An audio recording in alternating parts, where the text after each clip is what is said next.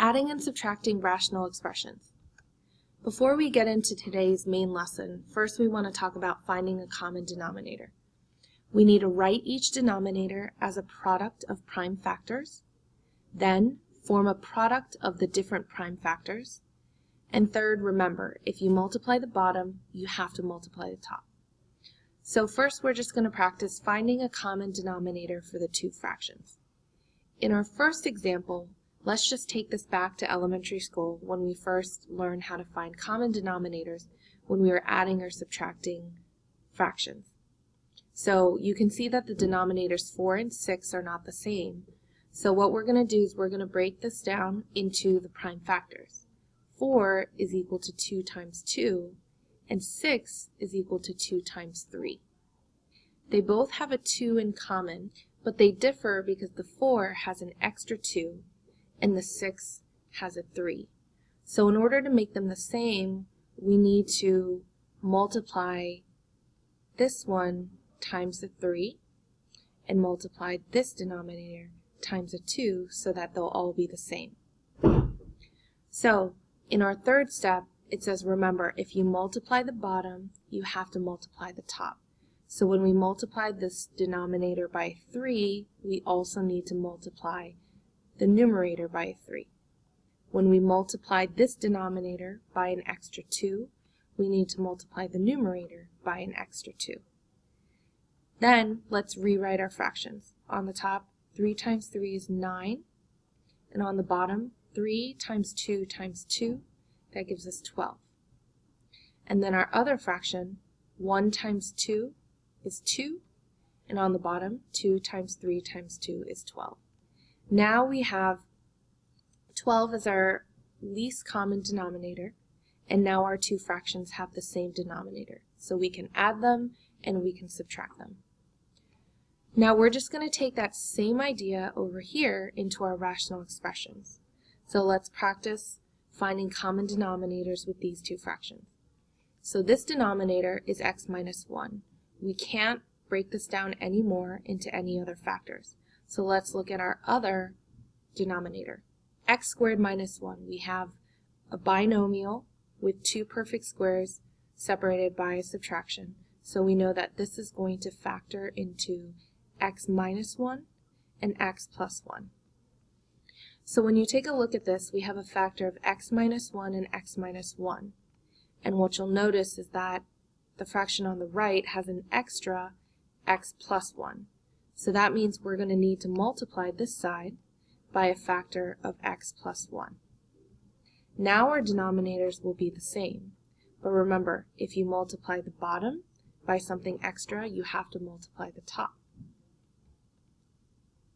So let's rewrite our new fractions. On the top we have 5 times x plus 1, and on the bottom we have x plus 1 times x minus 1.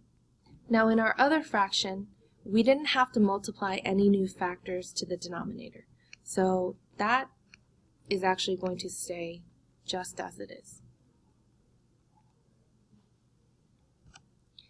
Now let's talk about how we're going to take that into adding and subtracting rational expressions.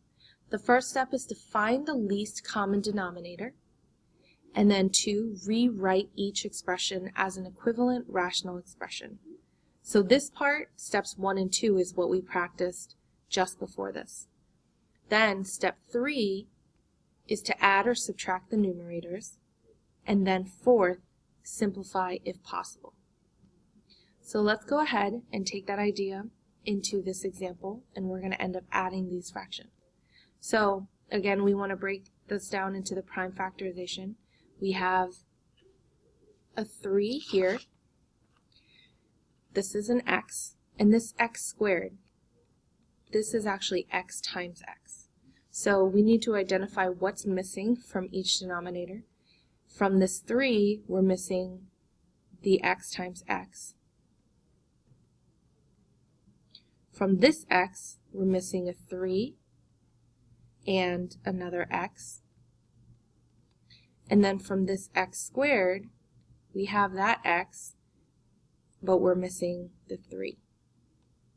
And remember, whatever you multiply by on the bottom, you have to multiply the top. So this x times x, we also need to multiply that top. Here, we need to multiply by x and 3. And for this fraction, we just need to multiply by 3 on top. So I know it looks a little chaotic, but try to keep in mind that whatever you need to multiply on the bottom, we need to multiply on the top. So I'm going to rewrite these fractions first. X times 2 gives us 2x squared. In our denominator, x times 3 is 3x squared. There's our plus sign in our second fraction. 1 times x times 3 is 3x. And on the bottom, x times 3 times x is 3x squared. Then another plus sign in our last fraction. 5 times 3 is 15. And then on the bottom, we have x times 3, which is 3x squared. So when we do this, you should have all of the denominators exactly the same. And if they're not, it means that you didn't actually find the least common denominator, or maybe you forgot to multiply by one of the factors in one of the denominators. So now that the denominators are the same, we have 3x squared, and now we can just add the numerators. Now 2x squared plus 3x plus 15. None of these terms are actually like terms, so we can't combine them. So we're actually just going to write it as a trinomial. 2x squared plus 3x plus 15. And we can't simplify this any further, so we are going to box this as our final answer. Let's work through a few more examples. So in this next example, again, we want to look at the denominators. Here we have the x plus 2, and we can't factor that anymore. So we have to take a look at our other fraction. This is a trinomial, so let's factor it.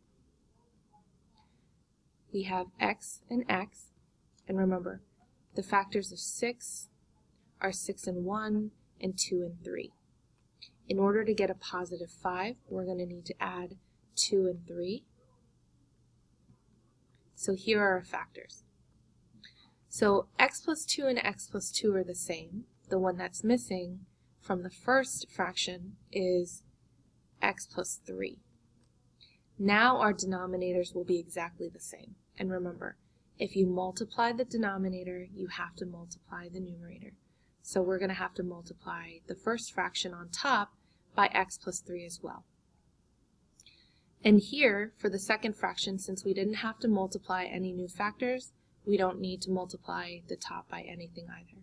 So let's rewrite our fractions. X plus 3 times 1 is just x plus 3 over x plus 3 times x plus 2. And then we have a subtraction sign, and then we have x minus 3 on top, x plus 2, sorry, I didn't close that, times x plus 3 on the bottom. Now that our denominators are the same, we can combine our fractions. So we have x plus 3 times x plus 2, our least common denominator. And then on the top we have an x plus 3. And be careful with this. This subtraction needs to actually distribute to each of those terms. So this becomes minus x, and that negative times the negative 3 is plus 3. So when we write our final answer, we have x plus 3 times x plus 2 on the bottom. And then x minus x, that's going to cancel out. And then we have 3 plus 3, which is 6. So here is our final answer when we add those two rational expressions. If you feel like you've got the hang of it, I want you to pause and try example 3 on your own and check back with me when you're finished. Otherwise, stay with me and we'll go step by step through it. So let's go ahead and look at the factors that we have. Here we have 6, which is 2 times 3, and x squared, which is x times x. And then this denominator, when we break it down, if you pull out a GCF, we have 4x, and then we're left with x minus 3. And of course that 4 if we want to break this down even further, so I'm going to erase that 4 and I'm going to change that into 2 times 2. So let's go ahead and mark what's common. We have a 2 and a 2, an x and an x. So whatever isn't underlined, we need to make sure that we multiply it to the other denominator. So here we have a 3 and an x that need to be multiplied.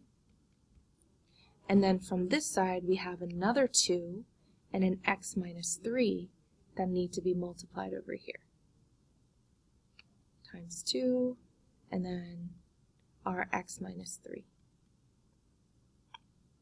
So remember, whatever you multiply the bottom, you want to multiply the top. So it's our things in green. We're going to need to multiply this top by 2 and also x minus 3.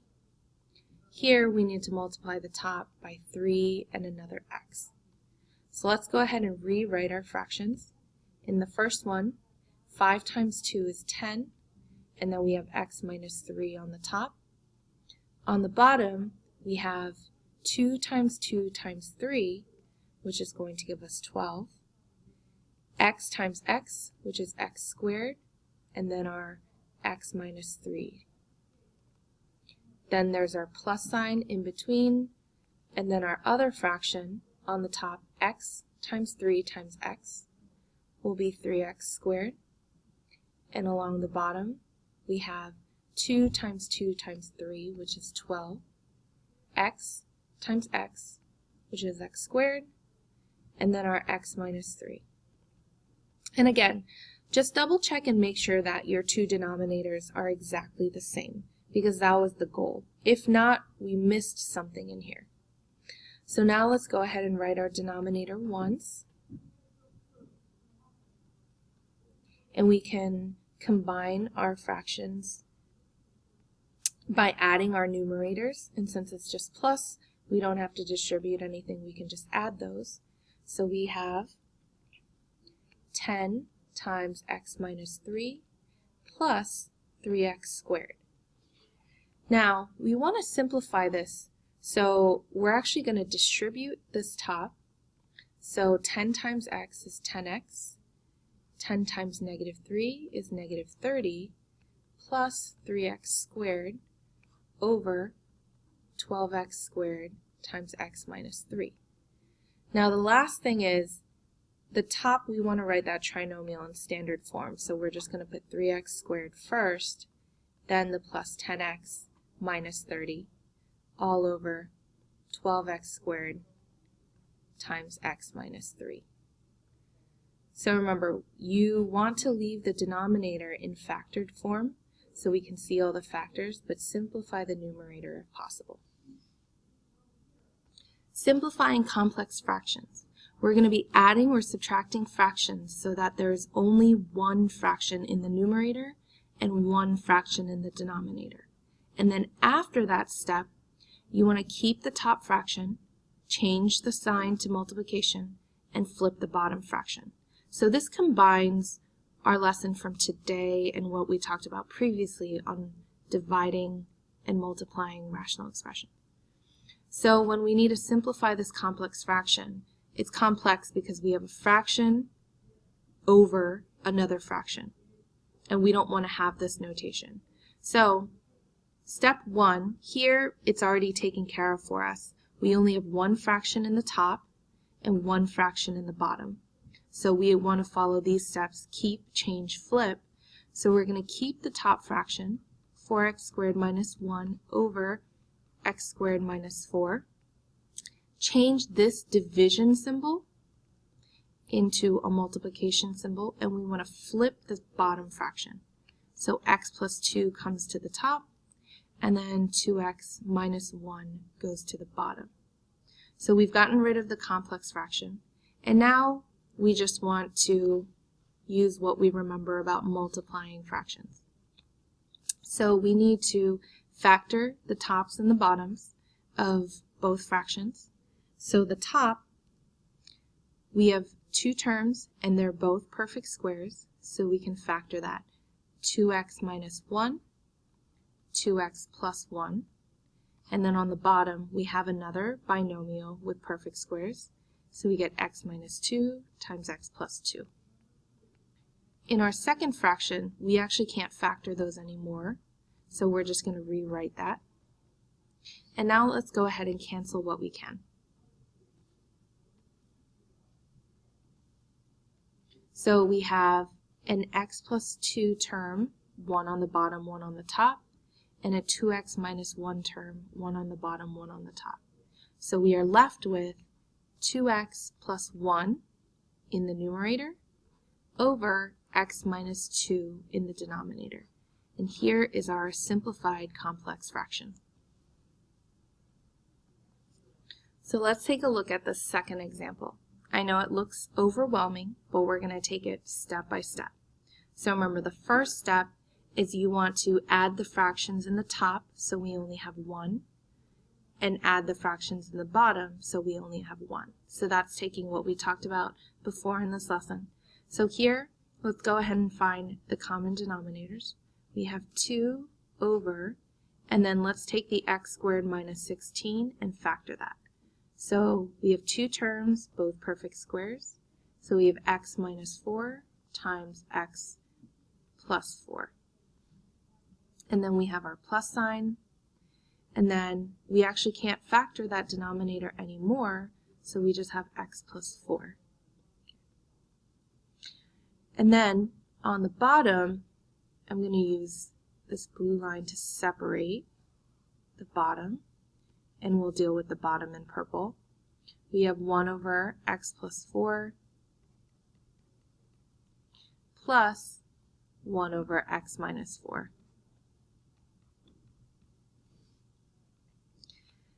Now, along the top, we have a denominator of x minus 4 and x plus 4. This one, we have that x plus 4, but we're missing the x minus 4. So we want to multiply by x minus 4 on the bottom so that these denominators will be the same. And remember, if you multiply the bottom, we have to multiply the top. So let's go ahead and rewrite this top set of fractions. We're going to combine x plus 4 and x minus 4 as our factors on the bottom. And on the top, we have 2 plus 1 times x minus 4, which is just x minus 4. So that's still the top, and when we work with the bottom, we have an x plus 4 and an x minus 4. So to get these denominators the same, for this one, we're going to have to multiply by an x minus 4 on the bottom and the top. And for this one, we need to multiply by an x plus 4 on the bottom and the top. So then our common denominator is x minus 4 times x plus 4. And on the top, when we multiply each of these by 1, it's not going to change it, and they're added together. So we have an x minus 4 plus an x plus 4. Now we can go into our next step where we're going to keep the top fraction. I'm going to do 2 and 1. So we're going to keep the top fraction and we're going to simplify. 2 minus 4. So we have 2 minus 4, which is negative 2 plus x over x plus 4 times x minus 4. And then we change this division into a multiplication. And then lastly, let's flip the bottom fraction. So when we flip the bottom, the x minus 4 times x plus 4 is going to come to the top. And when we move this to the bottom, let's simplify. X plus x is 2x, and then negative 4 plus 4 is 0. So our very, very last step is we are going to simplify what we can and then multiply the fractions.